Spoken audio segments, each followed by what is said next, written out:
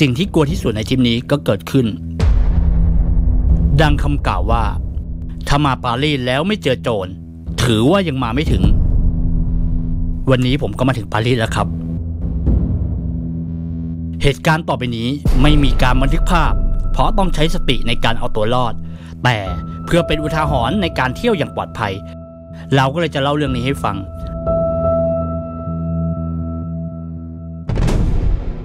เมื่อเวลา 3:50 นาทีในเวลาท้องถิ่นครอบครัวเราได้เดินทางกลับที่พักโดยการใช้รถไฟฟ้าใต้ดินขณะที่เราเดินลงบันไดไปนั้นสิ่งหนึ่งที่ลืมคือเราไม่ได้เก็บกล้องเราแขวนไว้ที่คออีกทั้งการแต่งกายที่โดดเด่นเกินชาวบ้านชาวเมืองการมาแบบเข็นรถเด็กมีคนแก่ในรูปแบบครอบครัวเป็นกลุ่มนักท่องเที่ยวที่ต้องพกเงินไว้กับตัวแน่ๆองค์ประกอบครบเหมาะแก่การเป็นเป้าหมายแต่เดี๋ยวก่อนจริงๆแล้วก่อนเดินทางมาที่นี่เราก็รู้ชื่อเสียงอันโด่งดังของโจรในปารีสมาพอสมควรเราก็ได้เตรียมความพร้อมมาเช่นกันไม่ว่าจะเป็น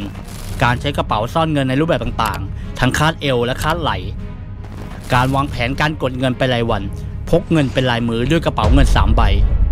และบัตรเครดิตเราก็พกแค่เพียงใบเดียวใส่ในกระเป๋าเงิน RFID เพื่อป้องกันการสแกนข้อมูลจากบัตรของเราโดยตรงเพราะงบสำหรับ9 คนในการเที่ยว12 วันถ้าพกเงินสดจะเป็นเงินจำนวนหลายแสนเลยทีเดียวครับ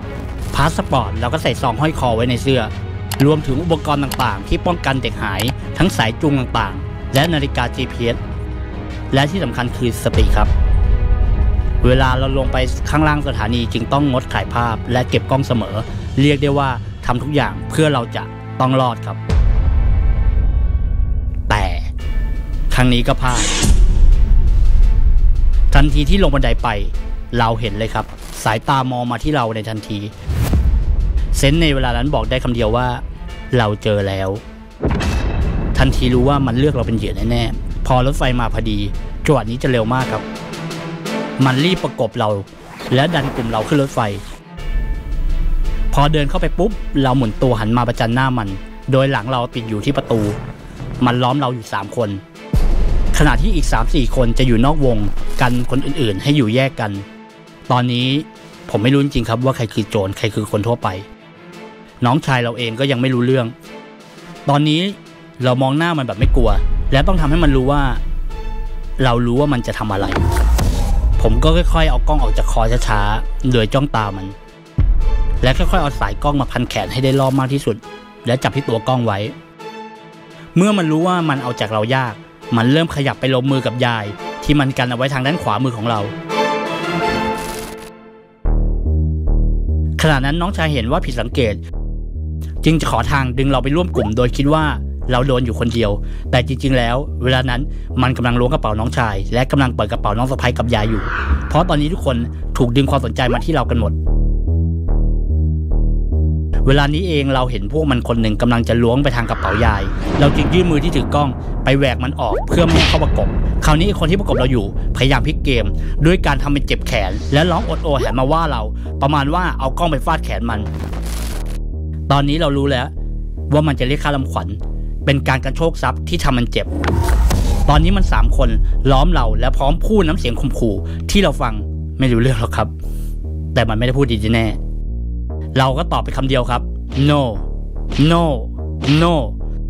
เราไม่พูดคำอื่นเพราะถ้าเราพูดคำว่า sorry จะกลายเป็นว่าเรายอมรับผิด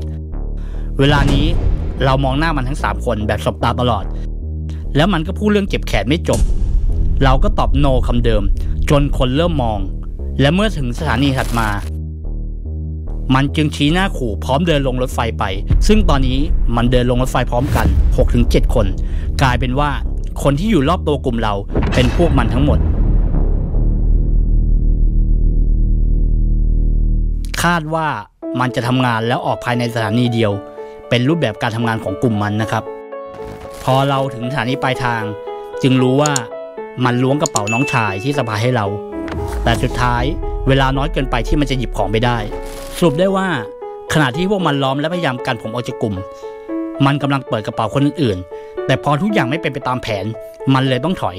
แม้จะพยายามกันโชคทรัพย์แต่มันต้องยอมแพ้เพราะคุยกับเราไม่รู้เรื่องเพราะเราใบแดกตอบคำเดียวว่า no no no no no สิ่งสำคัญคือสติครับเราต้องสังเกตพฤติกรรมรอบตัวอ่านความเคลื่อนไหวรอบ เสียดายเพียงอย่างเดียวครับตอนนั้นไม่ได้ถ่ายวิดีโอไว้สุดท้ายโจรมีอยู่ทุกที่ทั่วโลกครับเรื่องแบบนี้ไม่มีใครรู้ว่าจะเกิดกับเราวันไหนจึงต้องมีสติและพร้อมตัดสินใจไม่งั้นการเที่ยวจะหมดสนุกเอาครั้งนี้เราจึงรอดไปได้ครั้งหนึ่งแต่เหลืออีกหลายวันในการเที่ยวทริปนี้ก็ไม่รู้ว่าเราจะได้กลับมาเจอกันอีกไหมเจ้าโจรแห่งรูฟ